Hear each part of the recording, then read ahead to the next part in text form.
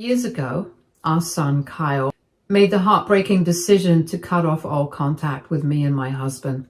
This happened after his wife, Julie, made a completely false accusation against us.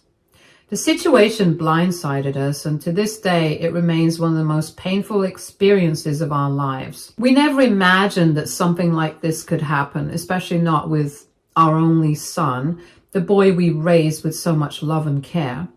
To give some background, Kyle is our only child, which naturally made our bond with him incredibly strong. We were a small but happy family, and he was the center of our world. When he went off to college, he met Julie and fell for her almost instantly. He was absolutely smitten. We could tell just by the way he talked about her. He admired her energy, her confidence, and her outgoing personality. Kyle, on the other hand, has always been a bit more reserved. He's thoughtful and introverted, so when we heard how bubbly and chatty Julie was, we thought they made a great match. They seemed to balance each other out in a way that made sense. After dating for a few months, Kyle was finally able to bring Julie home for Christmas so we could meet her. We were thrilled. I remember being excited to welcome her into our home, to finally put a face to the name of the girl who had captured our son's heart. And when we met her, I genuinely liked her. She was friendly, talkative, full of energy. She brought a certain liveliness to our home that we enjoyed. And she and Kyle spent time sightseeing around the city, going on little outings together, and we did our best to make her feel comfortable and welcomed. From our perspective, everything went smoothly. There was no tension, no arguments, no indication that anything was wrong. But then everything changed the moment they left. The day after they returned home, Kyle called me absolutely furious. I could hear the anger in his voice before he even got to the point. He told me that Julie was extremely upset, claiming that my husband and I had been intrusive and had invaded her privacy throughout her stay. According to Kyle, this had caused a huge fight between the two of them after they got back. My husband and I were completely dumbfounded. We truly believed we had been nothing but good hosts to Julie. We made her feel welcome, treated her with kindness, and gave her and Kyle plenty of space to enjoy their time together.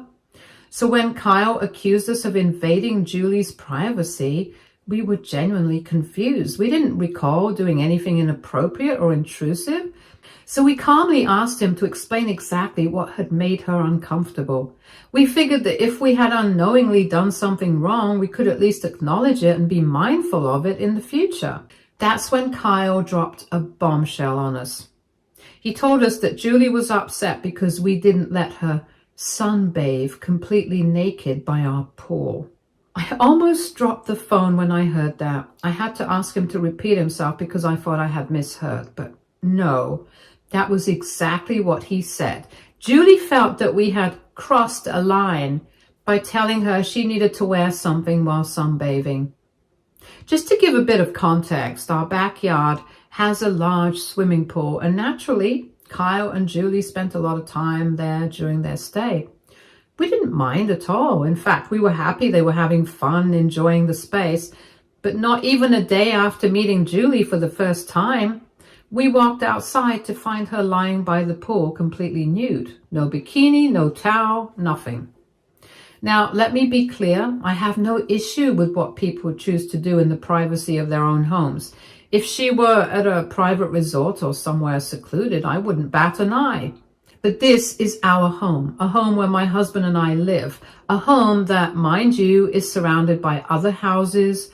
Our neighbors' properties are close enough that they have a clear view of our backyard and pool area. We were shocked, to say the least. Because we didn't want any trouble either with the neighbors or just in general, we politely asked Julie if she could wear at least a bikini or at the very least cover herself with a towel. We weren't rude about it. We didn't shame her. We simply let her know that given the setting, it would be more appropriate. At the time, she made a bit of a face at us, but didn't argue. She seemed to take it in stride, and we assumed that was the end of it. Apparently, we were wrong. Once she and Kyle returned home, she brought the issue up with him and they had a full-blown argument over it. And now Kyle was telling us that we needed to apologize to her for making her feel uncomfortable. My husband and I were completely taken aback. We told Kyle as calmly as we could that we absolutely would not be apologizing. She was free to wear whatever she wanted in her own space, but this was our home, and we simply asked for a little respect given the circumstances. We also reminded him that we lived in a well-off conservative neighborhood where people tend to be quite particular about things like this. Last thing we wanted was for someone to complain or for rumors to start spreading about us allowing nudity in our backyard. We weren't trying to control Julie's choices. We were simply asking for basic consideration. But Kyle wasn't having any of it. He insisted that Julie had every right to be upset at us and that we had no place in telling her what she could or couldn't wear, even though this was our home. After many heated discussions and back and forth arguments, my husband and I eventually gave in to my son and sent Julie a text, apologizing for making her feel uncomfortable. At that point, we just wanted to keep the peace in the family. We didn't necessarily feel that we had done anything wrong, but if a simple apology could smooth things over, we were willing to do it. Julie graciously accepted our apology, and we thought that was the end of it.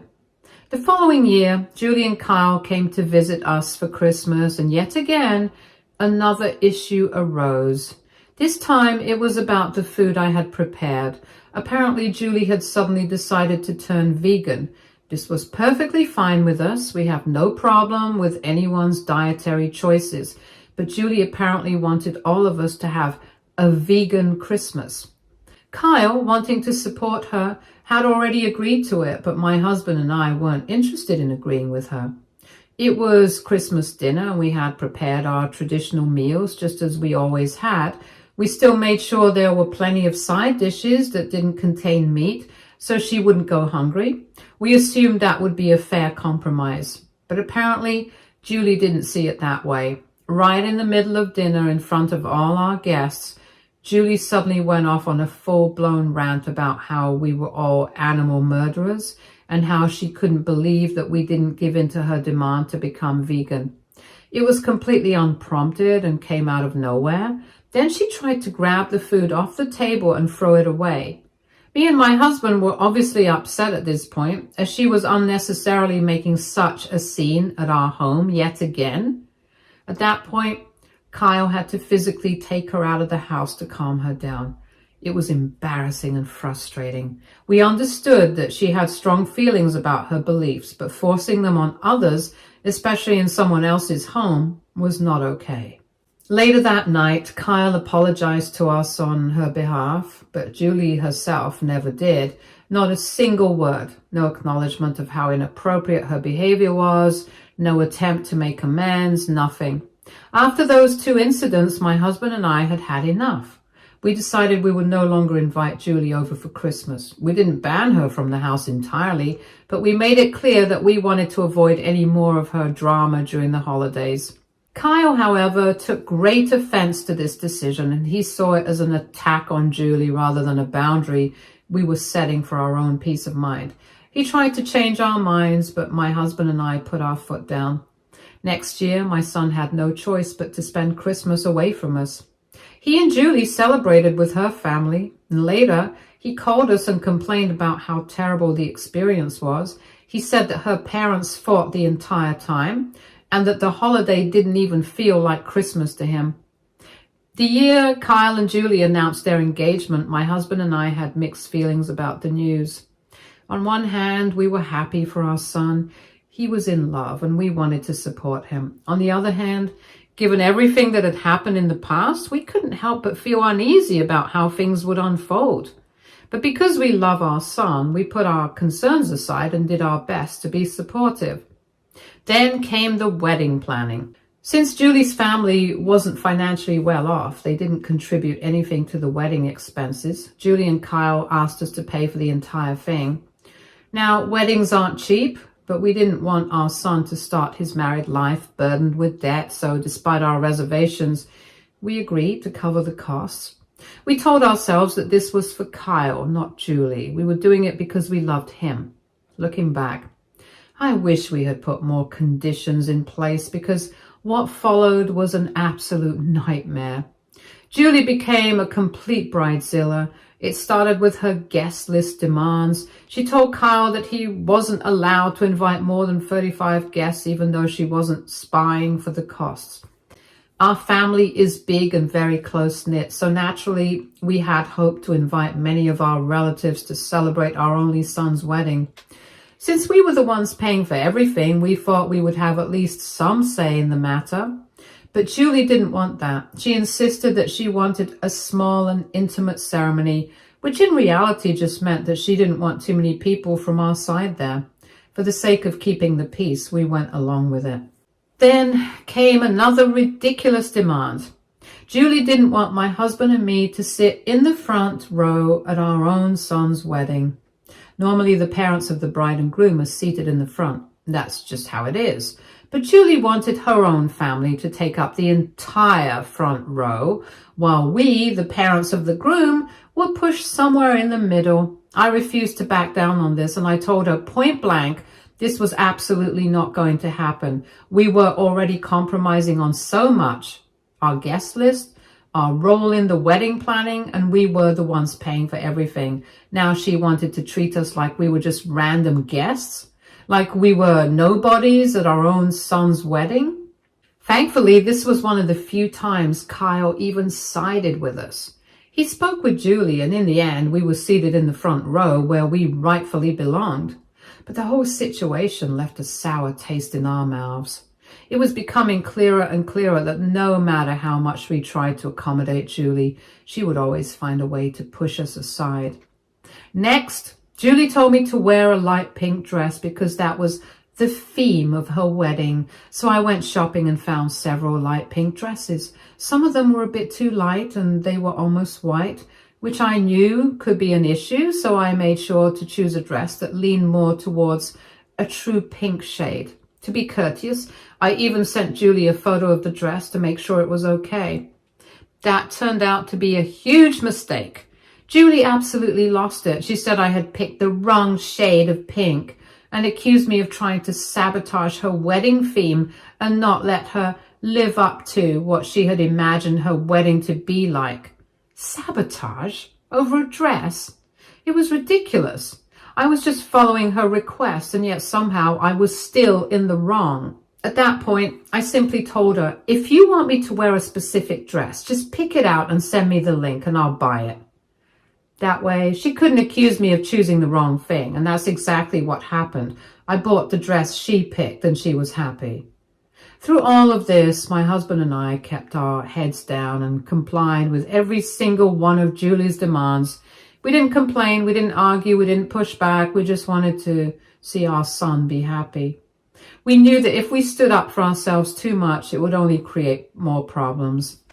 Then came the wedding day. At first, everything seemed to be going fine. The ceremony went smoothly. And despite all the chaos leading up to it, we felt relieved that the day was finally here. We were genuinely happy for our son and just wanted him to enjoy his big day. Then came the wedding speeches. Julie's best friend, who was also one of her bridesmaids, stood up to speak.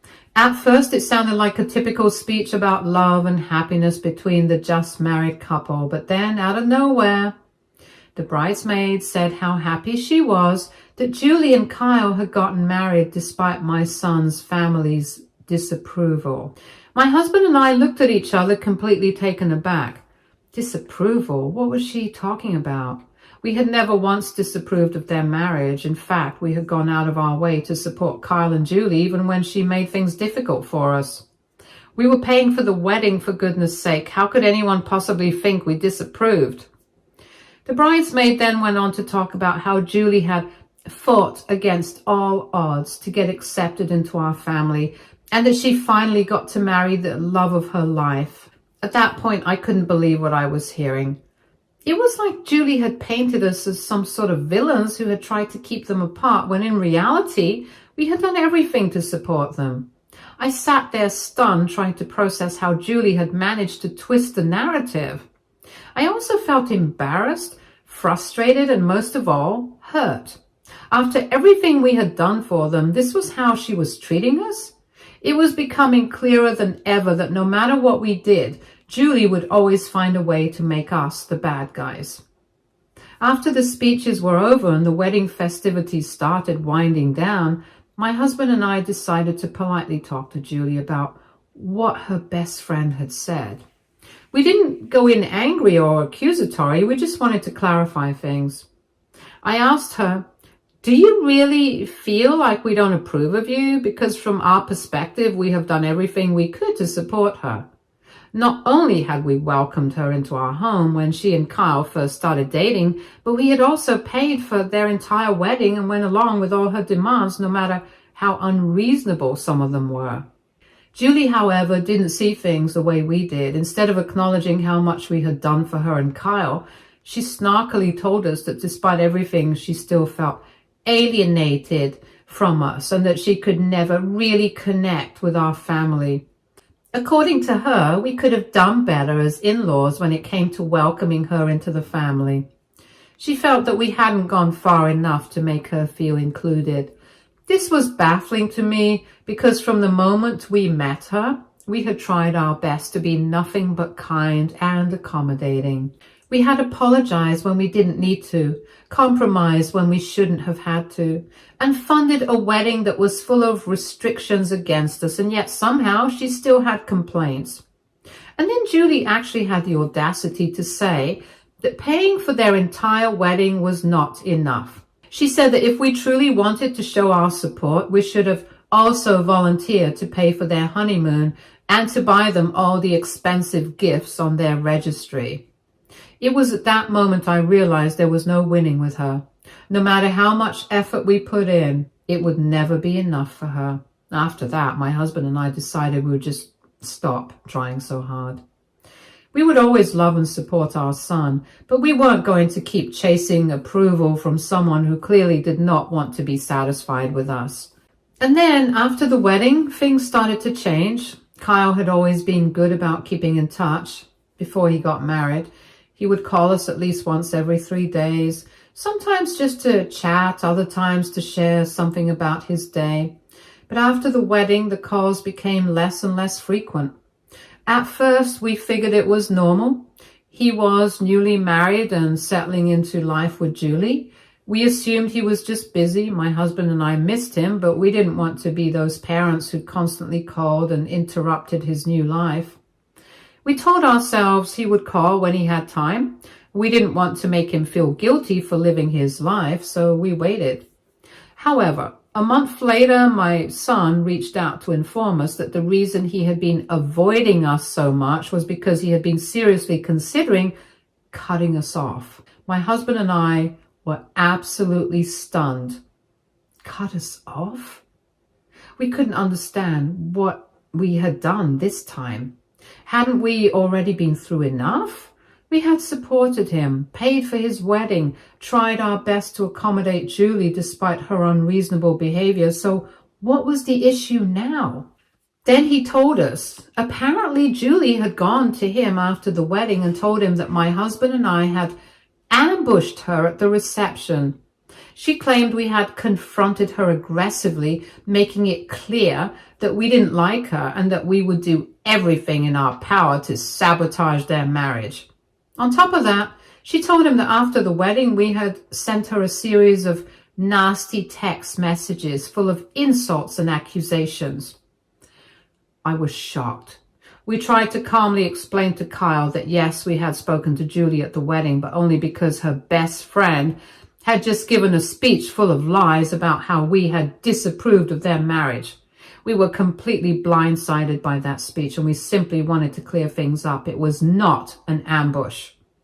It was a perfectly normal conversation. We didn't yell, we didn't accuse, and we certainly didn't threaten to sabotage their marriage. And as far as the so-called nasty text messages, we never sent her anything like that. In fact, after the wedding, we had made a conscious decision to step back and give them space. Why on earth would we go out of our way to send hateful messages to Julie? Didn't make any sense. But then, Kyle said that Julie had screenshots of the messages we supposedly sent her, and he had forwarded them to us. I quickly opened the messages and saw how awful those messages were. They were filled with insults, accusations, and outright hostility towards Julie. The message said things like, "We will never accept you. You ruined our son's life. We'll do everything we can to break up this marriage." It was horrifying. It also had my name on the top, and it looked like I had sent them, but there was one massive problem. We didn't send those messages. They were completely fake. My husband and I immediately told our son that these screenshots were clearly photoshopped. The messages didn't sound like us at all. The wording was unnatural, almost as if someone had intentionally written them to paint us as villains. We asked Kyle to take a step back and really think about it. If we had actually sent those messages, wouldn't they still be in his wife's phone? We encouraged him to check the conversation history in her phone itself and not believe a screenshot, because if those texts were real, then he should be able to find them right there in Julie's phone. A few hours later, Kyle called us back and he admitted that when he checked Julie's phone, he couldn't find any of the supposed vile messages we had sent. They weren't there. No history, no record, nothing. For a split second, I felt relief. Maybe this was finally the moment Kyle would realize the truth. Maybe now he would see that Julie had lied and manipulated him. But then he told us that despite all of this, Julie still stood by her claims when he tried to confront her. She apparently told him that she took a screenshot of our texts and then deleted them, as she couldn't bear reading them and being reminded of how much we hated her. Julie was not only blatantly lying, but she was demanding that Kyle believe her anyway. Even though there was no proof, and even though the messages didn't exist on her phone, she had told him that if he truly loved her, he would trust her over us. She told him that even questioning her side of the story was a betrayal to their relationship. And then, to make matters even worse, she threatened to divorce him if he didn't actually cut us off, just like they had discussed. My son told us how he felt stuck. He loved his wife. He didn't want his marriage to fall apart. And so, despite everything, despite the fact that the messages weren't real, despite the fact that Julie was clearly manipulating him, he chose her over us. He informed us that he would be cutting us off. Hearing those words shattered me and my husband. We pleaded with him to see what was happening. We begged him to recognize how toxic and controlling Julie was, but it didn't matter. Kyle was too deep in, too blinded by his love for Julie to think clearly. And so that was it. Since that day, we haven't heard from our son, not once. We miss him every single day. Occasionally, we hear small updates about his life from cousins or distant relatives who are still in touch with him, but Kyle himself has never reached out. Yesterday, out of the blue, my son tried to contact us after all these years. He sent us an email saying how much he had missed us. He told us that this year he and Julie had welcomed a baby boy, our grandson. I won't lie, when I read those words, I nearly broke down in tears. My son is now a father. The thought that we had a grandson out there, a child we didn't even know existed until now, hit me hard. In the email, Kyle asked if we would be open to meeting up with him and getting to know our grandson. We were taken aback when we heard that. After all this time, my son wanted us to be in his life again. One odd thing was that nowhere in the email did he mention Julie. My husband and I have sat with the email for a long time.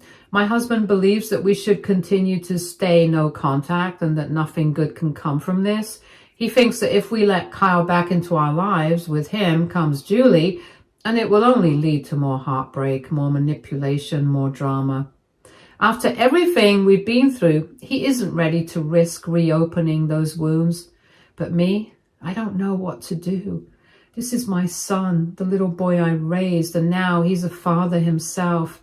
Part of me aches to see him again, to meet my grandson and to have some piece of him back in my life. But another part of me is terrified after what's happened and how he treated us. So Will we be an a-hole if we decide to not meet up with our son, even though he seems genuinely sorry? Update 1. Okay, guys, I get it. I shouldn't be a doormat, and a single email from our son shouldn't be enough for us to forgive him after the way he just cut us off. I understand. I was just feeling emotional at the moment when I read his message, since we haven't been in touch for so long, but I guess my husband's right. It's just not worth the trouble. If my son truly wants to make amends, he needs to do more than just an email. Update 2. It's been a week since my last update, and yesterday, out of the blue, someone rang our doorbell. When I opened it, I almost couldn't believe my eyes. It was Kyle. He looked so much thinner and rougher since the last time I saw him. He also had a newborn in his arms. I let him in and immediately called for my husband, who was upstairs reading his book. Both of us were shocked that our son was here, and even more perplexed to see the baby. My son told us it was his son and asked me to hold him. I cried tears of happiness when I held my grandson. My son then informed us that the reason he was here after so long was because Julie had kicked him out.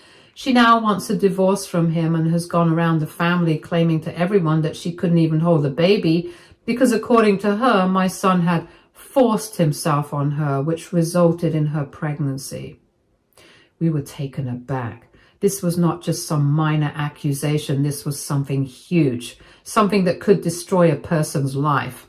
Kyle swore over and over that he would never do something like that.